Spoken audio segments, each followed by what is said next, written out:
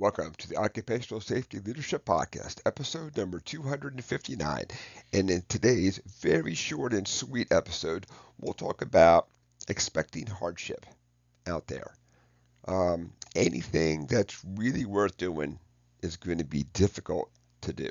So I run into safety professionals quite often that after they explain what they're trying to do to me, say, this should be really easy. I'll do this, this, and this. And not saying that it's not easy, but I want us to all to have a realistic expectation when we first get started. Whatever we're rolling out, if you're gonna, um, whatever that is, if it's training, if it's you're taking on a new role, you've performed a gap assessment, and now you're coming up with ways to plug those gaps. So we shouldn't we shouldn't just think that, oh, I could just get this done and it'll be easy and all that stuff, because, well, how do we know the previous person didn't think that same thing too?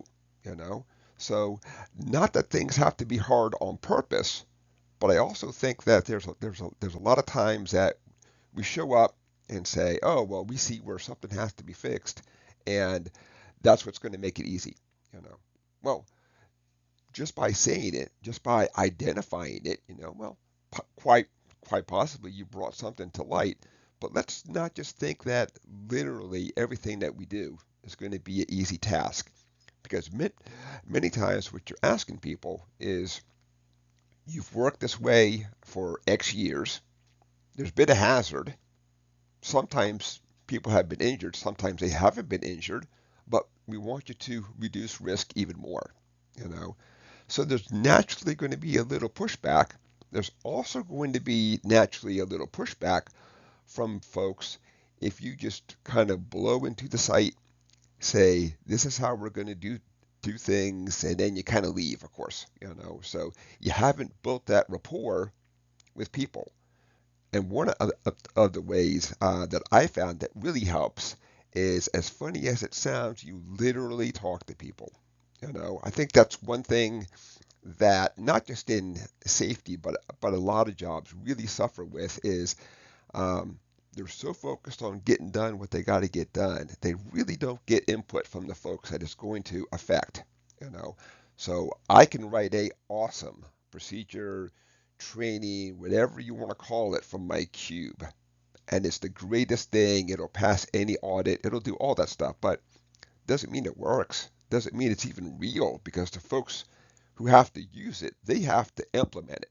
So you got to get that buy-in. So don't be, well, to me at least. So I know at that point I was kind of preaching some, but for me, get buy-in from the people. Ask them what they would do to make things better out there. Now they have buy-in and input into it, as opposed to, I'm from the corporate office and I've decided we're going to do it like this.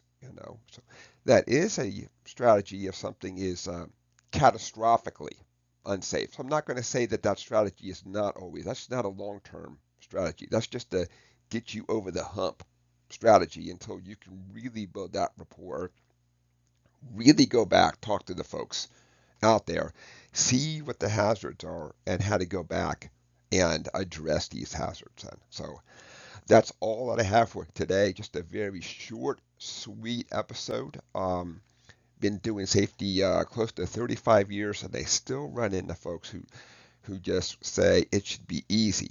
Gosh, I've explained it to them, and I've just, well, that's awesome, but you got to get buy-in, And it doesn't mean that they won't say, oh yeah, we'll do it. And the second that you leave, they go right back to doing what they were doing prior, because they don't have the buy-in to it. Help them, of course, with this buy-in. We want to make things better out there. The people who do the work, they are the key to this whole thing. So with that, let's go ahead there and wrap it up. I'd like to thank everybody for joining me. Episode number 259. And expect hardship in occupational safety. Have a safe day.